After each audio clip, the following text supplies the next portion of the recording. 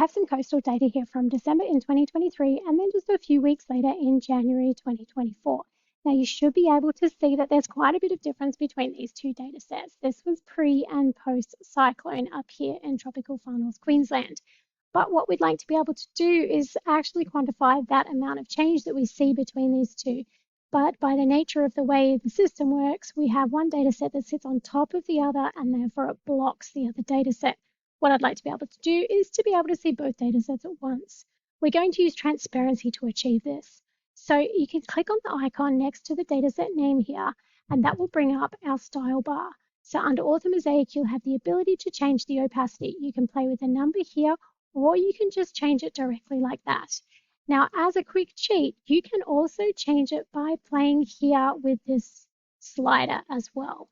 You can also do this for the digital surface model and the digital terrain model. You should be able to see really clearly now where the amount of sand has eroded and where it has gone to.